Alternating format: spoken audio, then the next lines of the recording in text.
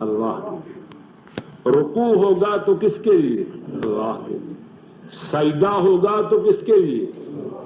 دعا ہوگی تو کس سے؟ وَلَا إِلَٰهَ غَيْرُكَ، آپ کے سوا. وَتَعَالَى جَدُّكَ، آپ کی شان بلند ہے. سبحانک اللہم وبحمدک، اے اللہ آپ پاک ہیں اپنی تعریف کے ساتھ. وتبارک اسمک، آپ کا نام بابرکت ہے. وتعالی جدک، آپ کی شان بلند و بالا ہے. ولا الہ غیرک، آپ کے سوا کوئی معبود نہیں.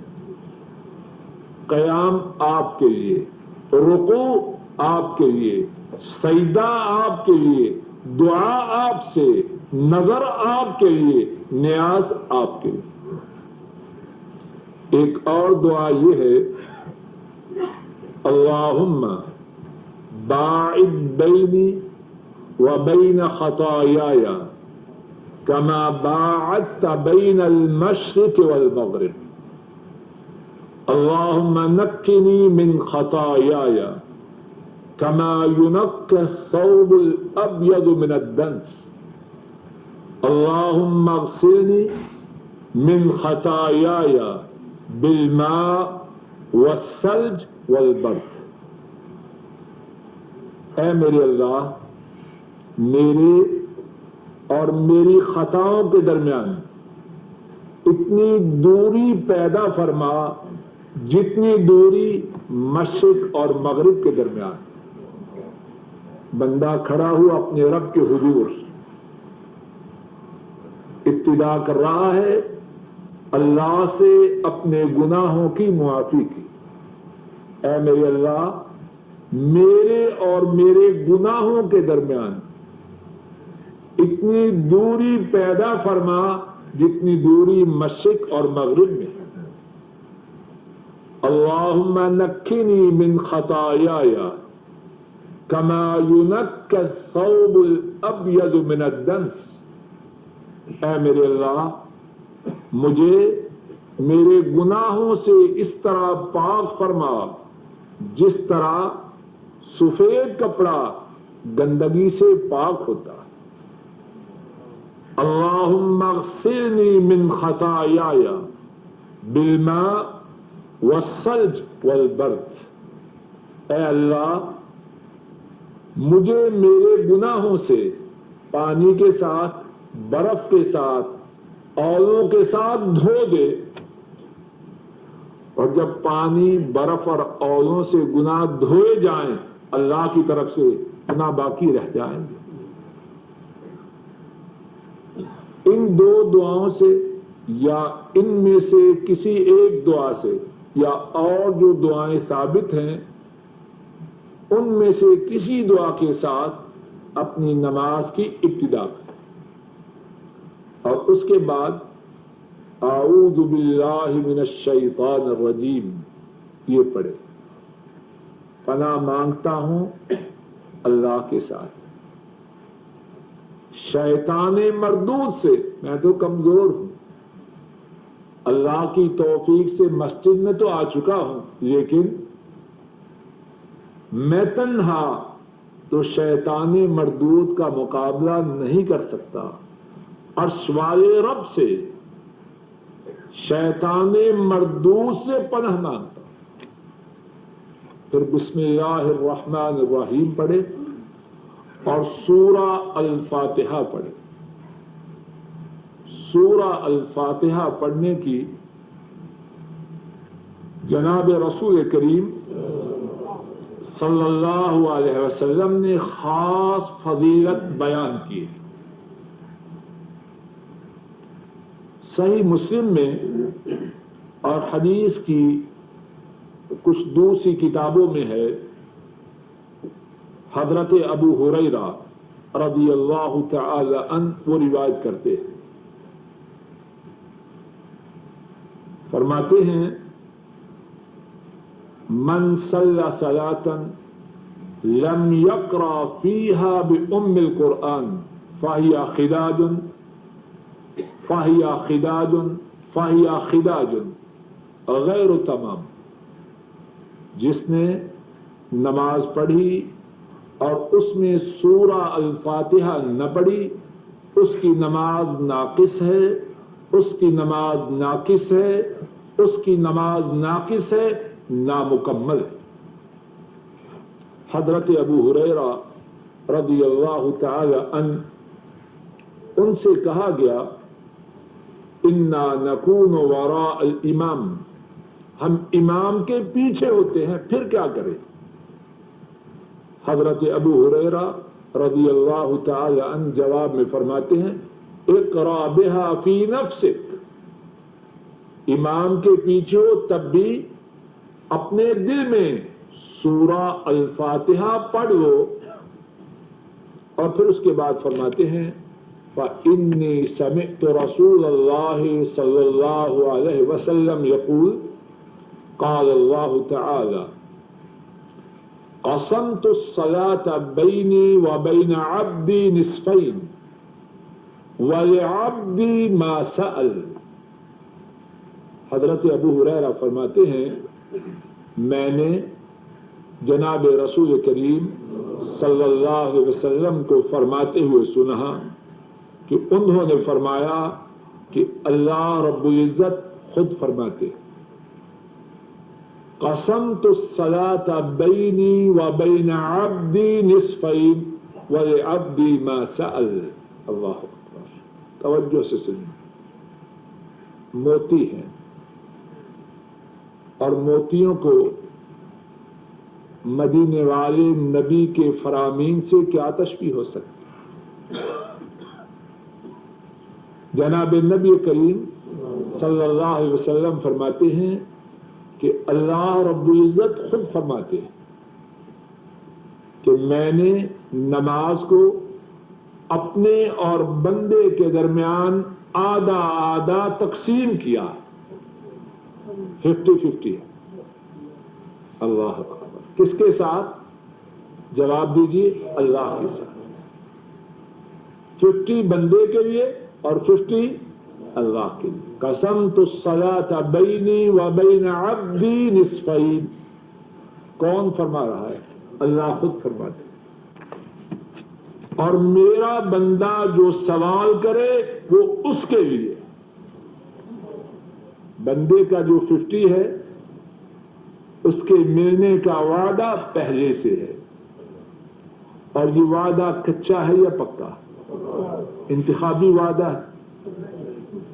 انتخاب سے پہلے جنت کا نقشہ پیش کرتے اور انتخاب کے بعد سب جانتے یہ وعدہ کن کا ہے؟ عرش والے رب کا ہے، اور ان سے سچا وعدہ کس کا ہے؟ وَمَنْ أَوْفَى بِعَهْدِهِ مِنَ اللَّهِ، اللہ سے زیادہ اپنے وعدے کو پورا کرنے والا کون ہے؟ کوئی ہے؟ وَمَنْ أَصْدَقُ مِنَ اللَّهِ قِيلًا، اللہ سے سچا ارشاد کس کا ہے؟ وَمَنْ أَصْدَقُ مِنَ اللَّهِ حَدِيثًا، اللہ سے سچا فرمان کس کا ہے؟ ان اللہ لا یخلف المیعاد، اللہ اپنے وعدہ کی خلاف ورزی نہیں کرتے۔ الا ان وعد اللہ حق، خبردار بے شک اللہ کا وعدہ سچا ہے۔ کیا فرمایا؟ قسمت الصلاة بینی وبین عبدی نصفین ولعبدی ما سأل، میں نے نماز کو اپنے اور اپنے بندے کے درمیان آدھا آدھا تقسیم کیا ہے، اور میرے بندے کے لیے ہے وہ جس کا اس نے سوال کیا۔ اب یہ تقسیم کیسے ہوئی؟ خود ہی بیان فرمایا فَإِذَا قَالَ الْعَبْدُ الحمد للہ رب العالمین، جب بندے نے کہا الحمد للہ رب العالمین، سب تعریف اللہ کے لیے ہے، جو تمام جہانوں کا پالنہار ہے، بندہ زمین پر نماز میں یہ کہہ رہا ہے اور عرش پر رب اس کے کہنے کا جواب عطا فرما رہے ہیں۔ کیا فرماتے ہیں؟ حمدنی عبدی، عرش والے رب عرش پر فرما رہے ہیں میرے بندے نے میری تعریف بیان کی۔ وَإِذَا قَالَ الرَّحْمَنِ الرَّحِيمِ قَالَ تَعَالَى أَثْنَى عَلَيَّ عَبْدِي، جب بندے نے کہا وہ بہت زیادہ رحم کرنے والے مہربان ہیں، عرش والے رب جواب میں فرماتے ہیں میرے بندے نے میری ثنا بیان کی۔ بندہ کہتا ہے مالک یوم الدین، قیامت کے دن کے مالک ہیں۔ عرش والے رب فرماتے ہیں مجدنی عبدی، میرے بندے نے میری بزرگی بیان کی۔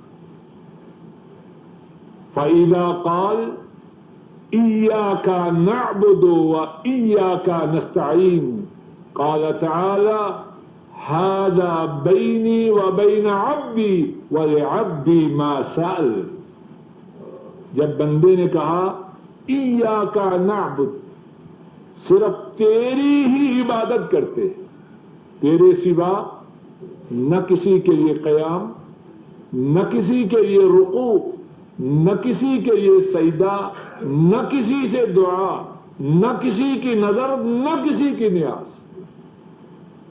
ایاک نعبد، تیری ہی ہم عبادت کرتے ہیں، وایاک نستعین، اور تجھ ہی سے مدد کا سوال کرتے ہیں۔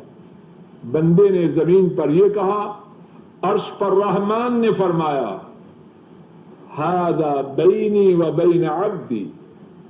اب جو سورہ الفاتحہ کا حصہ بندے نے پڑھا ہے یہ میرے اور میرے بندے کے درمیان آدھا آدھا ہے۔ وَلِعَبْدِي مَا سَأَلَ، اور میرے بندے نے مجھ سے جس بات کا سوال کیا ہے وہ سوال پورا کیا گیا، اس نے میری مدد کی درخواست کی، میری طرف سے اس کی مدد کی گئی۔ وَلِعَبْدِي مَا سَأَلَ، بندے نے جو سوال کیا وہ اس کو عطا کیا گیا۔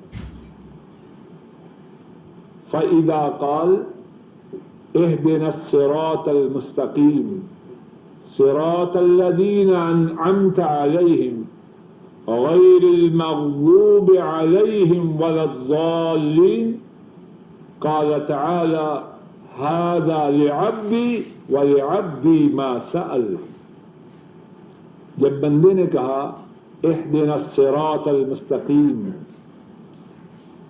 ہمیں ہدایت دیجیے سیدھی راہ کی طرف، صراط الذین انعمت علیہم، ان لوگوں کی راہ جن پر آپ نے انعام فرمایا، غیر المغضوب علیہم، نہ ان پر غضب ہوا، ولا الضالین، اور نہ وہ گمراہ ہوئے۔ بندے نے نماز میں زمین پر یہ پڑھا، عرش پر رب نے یہ فرمایا ھذا لعبدی، یہ میرے بندے کے لیے ہے، وَلِعَبْدِي مَا سَأَلَ، اور میرے بندے نے جو سوال کیا ہے وہ اس کو عطا کیا گیا۔ سورہ فاتحہ کے متعلق ایک اور بات یہ ہے کہ سورہ الفاتحہ کا ہر ایک کے لیے پڑھنا ضروری ہے، خواہ تنہا نماز پڑھے، خواہ امام ہو یا مقتدی ہو، جہری نماز ہو یا سری، امام اونچی آواز سے قرات کرے یا نیچی آواز سے، ہر نماز میں اور نماز کی ہر رکعت میں سورہ الفاتحہ کا پڑھنا ضروری ہے۔ امام ابو داؤد رحمہ اللہ روایت کرتے ہیں، حضرت عبادہ بن صامت رضی اللہ تعالی عنہ وہ بیان کرتے ہیں، جناب نبی کریم صلی اللہ علیہ وسلم نے فرمایا، لا صلاة لمن لم يقرأ بفاتحة الكتاب فصاعدا، اس کی نماز نہیں جس نے سورہ الفاتحہ اور اس کے ساتھ کچھ اور نہ پڑھا۔ اور ایک دوسری حدیث میں ہے جس کا تفصیلی ذکر پہلے ہو چکا ہے، امام مسلم رحمہ اللہ روایت کرتے ہیں، حضرت ابو ہریرہ رضی اللہ تعالی عنہ وہ اس حدیث کے راوی ہیں، جناب رسول کریم صلی اللہ علیہ وسلم نے فرمایا، من صلی صلاۃ لم یقرأ فیہا بأم القرآن فہی خداج فہی خداج فہی خداج غیر تمام، جس نے نماز پڑھی اور اس میں سورہ الفاتحہ نہ پڑھی، اس کی نماز ناقص ہے، اس کی نماز ناقص ہے، اس کی نماز ناقص ہے، اس کی نماز ناتمام ہے۔ اور ایک اور حدیث میں ہے، اور وہ حدیث امام ابو داؤد اور امام ابن حبان رحمہم اللہ نے روایت کی ہے، حضرت عبادہ بن صامت رضی اللہ تعالی عنہ اس حدیث کے راوی ہیں، فرماتے ہیں، صلی بنا رسول اللہ صلی اللہ علیہ وسلم الفجر فثقلت علیہ القراءة فلما سلم قال تقرؤون خلفی قلنا نعم قال فلا تفعلوا إلا بأم الكتاب فإنه لا صلاة لمن لم يقرأ بها۔ امام ابو داؤد اور امام ابن حبان رحمہم اللہ روایت کرتے ہیں، حضرت عبادہ رضی اللہ تعالی عنہ اس حدیث کے راوی ہیں، جناب رسول کریم صلی اللہ علیہ وسلم نے فجر کی نماز پڑھائی، آپ پر قرات کرنا مشکل ہوا، فجر کی نماز پڑھائی، آپ پر قرات کا کرنا مشکل ہوا، جب آپ نے سلام پھیرا تو آپ نے فرمایا، تقرؤون خلفی، تم میرے پیچھے پڑھ رہے تھے، قرات کر رہے تھے؟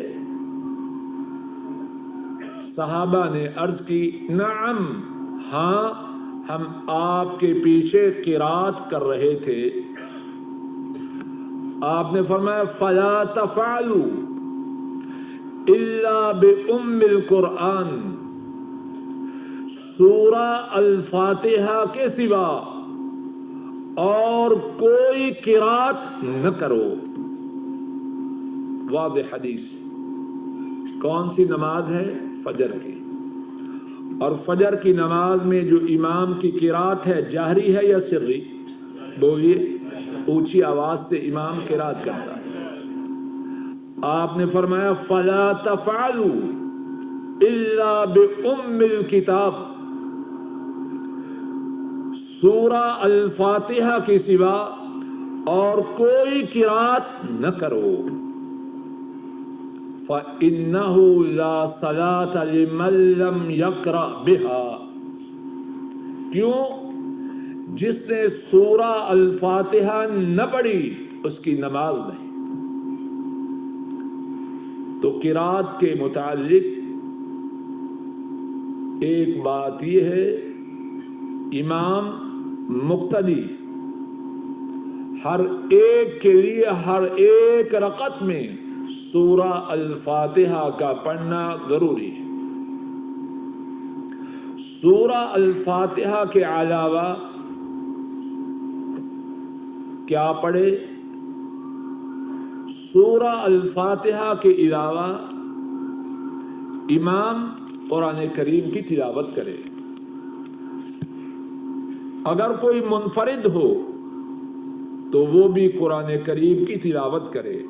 فَاقْرَؤُوا مَا تَيَسَّرَ مِنَ الْقُرْآنِ، قرآن کریم کی جتنی تلاوت کر سکے وہ کرے. اور اگر مقتدی امام کے پیچھے ہو اور امام جہری قرات کر رہا ہو تو مقتدی اس صورت میں سورہ الفاتحہ کے علاوہ اور کوئی قرات نہ کرے. جس طرح کے جو حدیث ابھی پڑھی آپ نے کیا فرمایا؟ فَلَا تَفْعَلُوا إِلَّا بِأُمِّ الْكِتَابِ، جب تم میرے پیچھے ہو تو سورہ الفاتحہ کے سوا اور کچھ نہ پڑھو. فَإِنَّهُ لَا صَلَاةَ لِمَن لَّمْ يَقْرَأْ بِهَا، جس نے سورہ الفاتحہ نہ پڑھی اس کی نماز نہیں. تو سورہ الفاتحہ کے علاوہ جو باقی تلاوت ہے امام کرے، اور اگر کوئی منفرد ہو وہ کرے. لیکن جب امام جہری قرات کر رہا ہو تو سورہ الفاتحہ کے علاوہ کسی اور سورت کی تلاوت امام کے پیچھے نہ کرے. اب سورہ الفاتحہ کے بعد 13ویں بات جو نماز کی کیفیت کے متعلق اللہ کی توفیق سے بیان کرنی ہے وہ یہ ہے کہ امام جب سورہ الفاتحہ پڑھے وَلَا الضَّالِّينَ پر پہنچے تو پھر کیا کرنا ہے؟ پھر آمین کہنا ہے. اور سورہ الفاتحہ کے پڑھنے کے بعد مقتدی کا آمین کہنا اور امام کا بھی آمین کہنا جناب رسول کریم صلی اللہ علیہ وسلم نے اس کی بہت فضیلت بیان فرمائی ہے. صحیح بخاری میں ہے، حضرت ابو ہریرہ رضی اللہ تعالی عنہ وہ بیان کرتے ہیں رسول کریم صلی اللہ علیہ وسلم نے فرمایا اذا امن الامام فامنوا فانه من وافق تامینه تامین الملائکہ غفر له ما تقدم من ذنبه.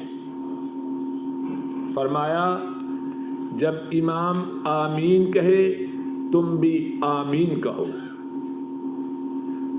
کیونکہ جس کی آمین فرشتوں کی آمین کے ساتھ مل گئی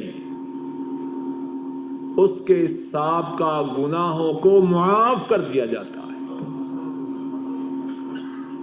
زمین پر جماعت کے ساتھ کھڑے مسلمان آمین کہتے ہیں، آسمانوں پر فرشتے آمین کہتے ہیں. فرمایا زمین والوں کی آمین جب آسمان والے فرشتوں کی آمین سے مل جائے اللہ زمین پر آمین کہنے والوں کے گناہوں کو معاف کر دیتا. کتنی فضیلت ہے. اور جناب رسول کریم صلی اللہ علیہ وسلم جب سورہ الفاتحہ کی نماز جہری میں تلاوت کرتے تو بلند آواز سے آمین کہتے. امام ابن حبان رحمہ اللہ روایت کرتے ہیں حضرت ابو ہریرہ رضی اللہ تعالی عنہ اس حدیث کے راوی ہیں. فرماتے ہیں کان رسول اللہ صلی اللہ علیہ وسلم اذا فرغ من قراءة ام القرآن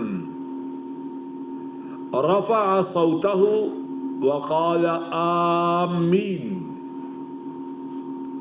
امام ابن حبان روایت کرتے ہیں حضرت ابو ہریرہ رضی اللہ تعالی عنہ اس حدیث کے راوی ہیں. فرماتے ہیں جب رسول کریم صلی اللہ علیہ وسلم سورہ الفاتحہ پڑھتے ہوئے وَلَضَّالِّينَ پر پہنچتے اپنی آواز کو اونچا کرتے رفع صوتہ وقال آمین. آپ صلی اللہ علیہ وسلم اپنی آواز کو اونچا کرتے اور آمین کہتے.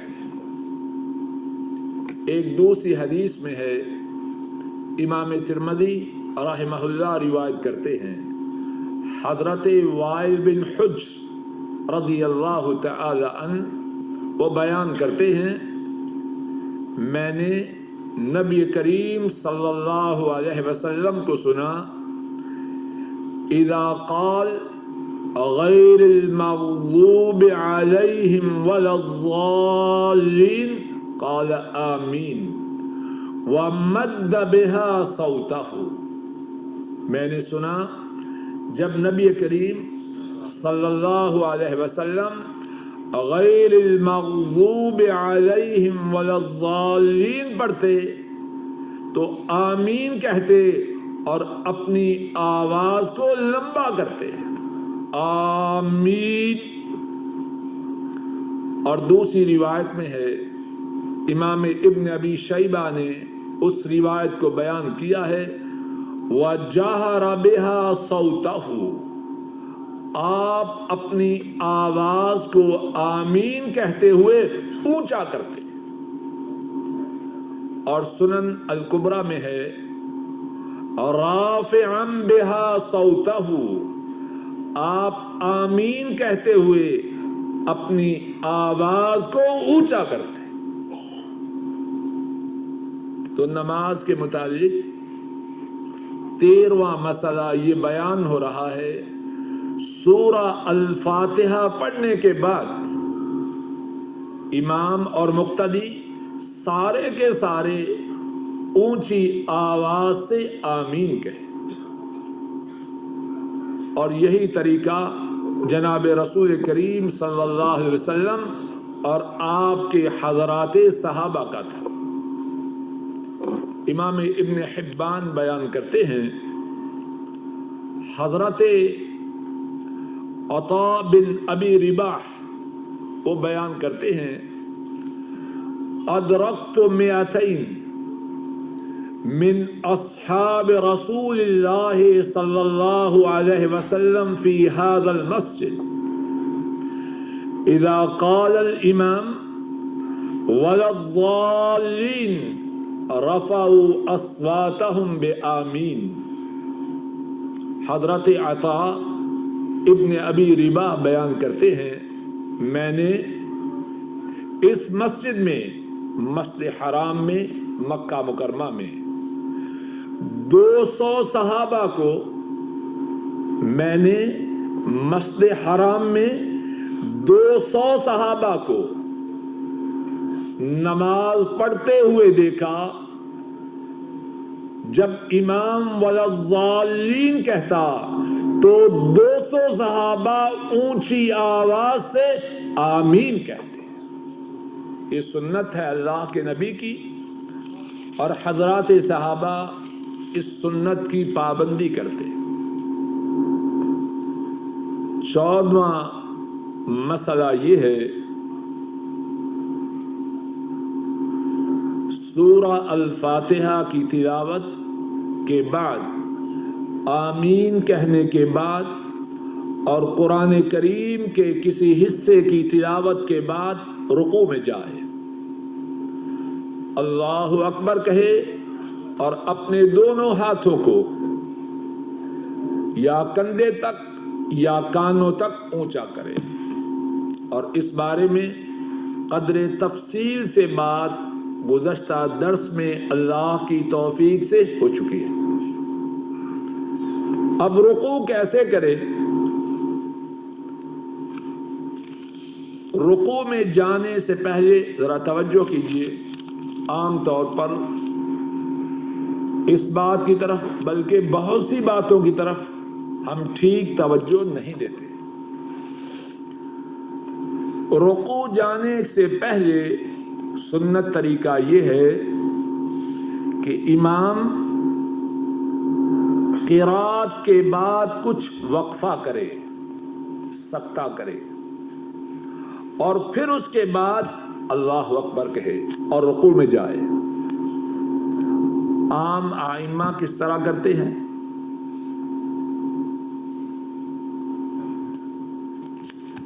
ادھر سے قرات ختم کی، سانس لیے بغیر اللہ اکبر. ایسے ہے کہ نہیں؟ ان شانئک ھو الابتر، اللہ اکبر. ایسے ہی ہے نا؟ یہ بات سنت کے خلاف ہے. جناب نبی کریم صلی اللہ علیہ وسلم کی سنت مبارکہ یہ ہے قرات کے بعد توقف کرے، سکتہ کرے. ان شانئک ھو الابتر، اللہ اکبر. کتنا پیارا انداز ہے. وہ اچھا انداز ہے، یہ اچھا ہے. اللہ کے نبی پیارے ہیں، ان کی سنتیں پیاری ہیں. قرات کے بعد توقف کرے. جلدی کاہے کی ہے؟ کہاں جانا ہے؟ پرواز کر کے کہاں پہنچے گا؟ جنت میں چلا جائے گا نماز میں جلدی کر کے. دنیا میں آیا ہے کس لیے؟ عبادت کے لیے آیا ہے. نماز میں پہنچا ہے تو زندگی کا جو اصل مقصد ہے اس کو ادا کر رہا ہے. اب جلدی نہ کرے. اور یہ بھی معلوم نہیں اب جو نماز پڑھ رہا ہے اس کے بعد زندگی میں کوئی اور نماز پڑھنی ہے یا یہ زندگی کی آخری نماز ہے؟ کسی کو ہے پتہ؟ جلدی کاہے کی ہے؟ مدینے والے کے طریقے کے مطابق ٹھیک اطمینان و سکون سے نماز ادا کرے. کعبہ کے رب کی قسم، نہ مجھے نہ آپ کو کسی کو کچھ پتہ نہیں جو نماز اب پڑھ رہے ہیں زندگی میں دوبارہ نماز پڑھنے کا موقع ملے یا نہ ملے. کسی کو پتا ہو تو اپنی نماز کا ستیاناش کر لے. ہے کسی کو پتا ہو تو ہاتھ کھڑا کرے. قرات کے بعد توقف کرے، سکتہ کرے، اور اس کے بعد رکوع میں جائے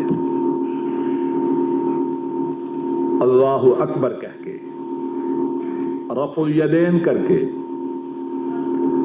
اب رکوع میں کیا کرے؟ اپنی دونوں ہتھیلیوں کو اپنے دونوں گھٹنوں پر اس طرح رکھے گویا کہ وہ دونوں گھٹنوں کو اپنی ہتھیلیوں سے پکڑ رہا ہے. اپنی دونوں ہتھیلیوں سے اپنے دونوں گھٹنوں کو تھامے. اور یہاں چھوٹی سی بات اور سمجھ لیجیے. پہلے ابتدائی اسلام میں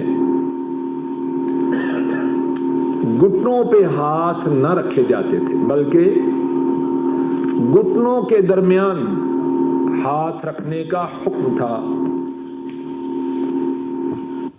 رضی اللہ تعالی عنہ انہیں پہلے مسئلہ کی خبر تھی کہ دونوں ہتھیلیوں کو دونوں رانوں کے درمیان رکھنا ہے اور وہ اسی بات پر کاربند رہے. اور اللہ سے امید ہے کہ ان پر اس کی وجہ سے کوئی گناہ نہیں. ان کو اسی بات کی خبر تھی، دوسری بات کی خبر نہ تھی، لیکن نبی کریم صلی اللہ علیہ وسلم نے بعد میں ایسا کرنے سے روک دیا۔ ترمذی شریف میں حدیث ہے، حضرت عمر رضی اللہ تعالی عنہ ان کے پاس کچھ لوگ کوفہ سے مدینہ طیبہ آئے اور وہ رکوع میں اسی طرح ہاتھ رکھتے جس طرح عبداللہ ابن مسعود رضی اللہ عنہ رکھا کرتے تھے۔ عمر فاروق فرمانے لگے، ان الرکب سنت لکم فخذوا بالرکب، تمہارے لیے سنت یہ ہے کہ گھٹنوں پہ اپنی ہتھیلیاں رکھو، اپنی ہتھیلیوں سے گھٹنوں کو نماز کی حالت میں پکڑو۔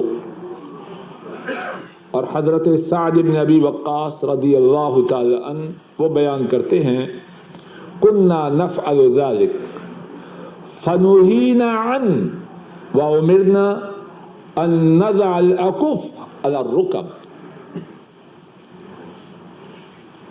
ہم پہلے ایسے ہی کرتے جس طرح کہ عبداللہ ابن مسعود کرتے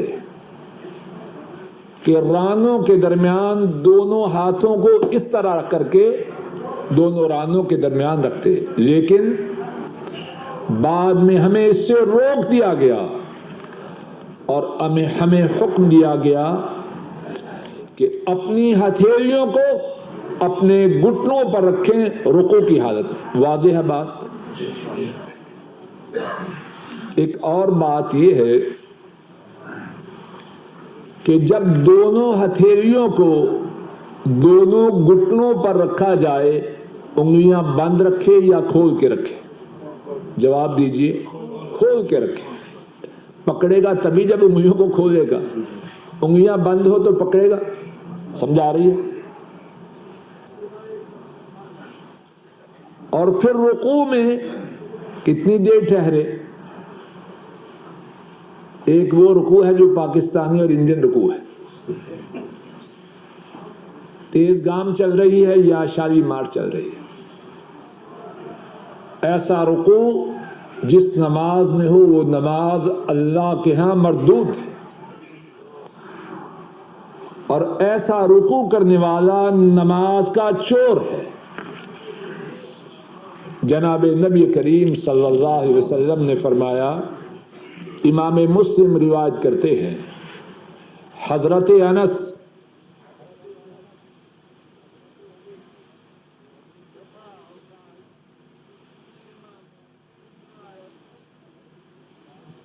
اور ایک دوسری روایت میں ہے، امام ابن ابی شیبہ نے اس حدیث کو بیان کیا ہے، آپ نے فرمایا، اسبع الناس سرقۃ الذی یسرق من صلاته،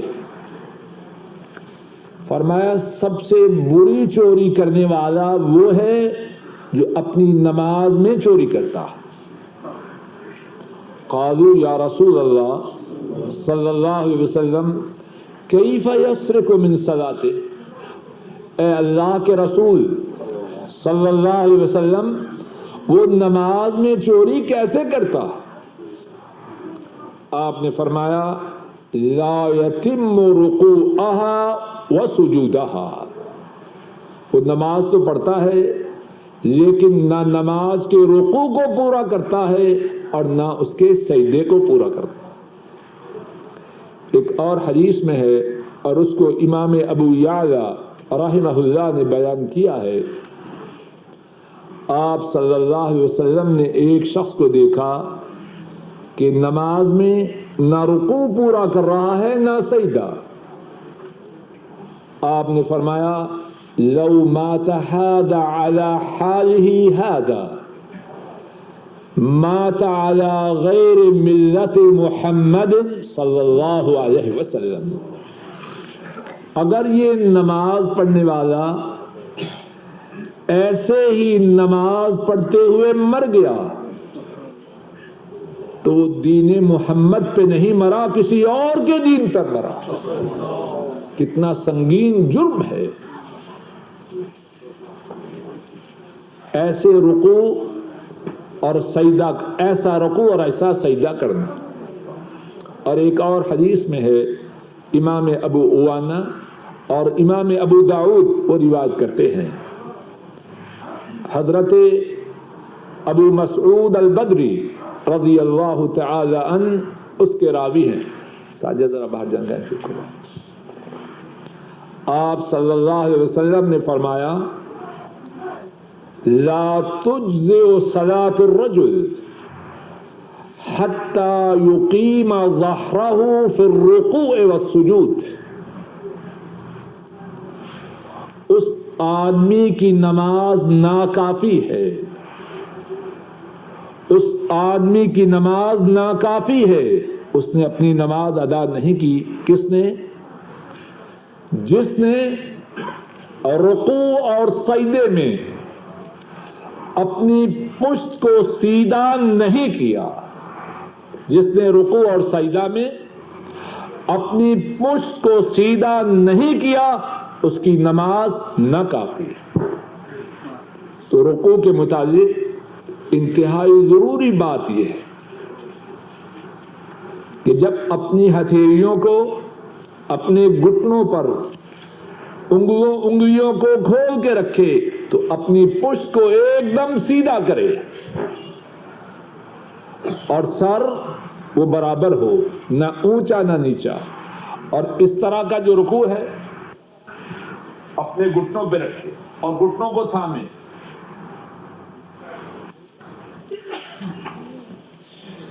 ایک اور بات یہ ہے کہ رکوع میں کیا پڑھے۔ جناب نبی کریم صلی اللہ علیہ وسلم سے رکوع میں پڑھنے کے لیے ایک سے زیادہ دعاؤں کا ذکر آیا ہے۔ ان میں سے ایک دعا یہ ہے، سبحان ربی العظیم۔ میرے ساتھ مل کے کہیں، سبحان ربی العظیم۔ پاک ہے میرا رب عظمت والا، میں تو جھکا ہوا ہوں، وہ ہے، انہیں جھکنا نہیں، میں بندے نے جھکنا۔ سبحان ربی العظیم، پاک ہے میرا رب عظمت والا۔ اور یہ دعائیہ کلمات کم از کم 3 مرتبہ کہے، اور زیادہ جتنی مرتبہ کہے اتنی ہی اس کی سعادت ہے۔ لیکن ہم میں سے بعض ایسے بدبخت بھی ہیں، زیادہ کہنا تو دور کی بات، وہ 3 مرتبہ بھی نہیں کہتے۔ ایسے ہے جیسے آگ لگی ہو اور انہوں نے جا کے بجھانا ہو۔ شیطان سر پہ مسلط ہو چکا ہے،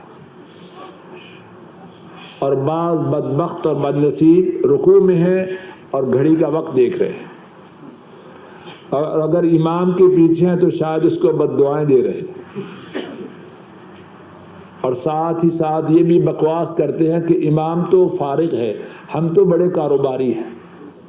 لعنت ہے ایسے کاروبار پر جو نماز سے غافل کرے، اس کاروبار میں کوئی خیر نہیں، اس ملازمت میں کوئی خیر نہیں جو اللہ کی عبادت سے غافل کرے۔ کوئی ہے خیر؟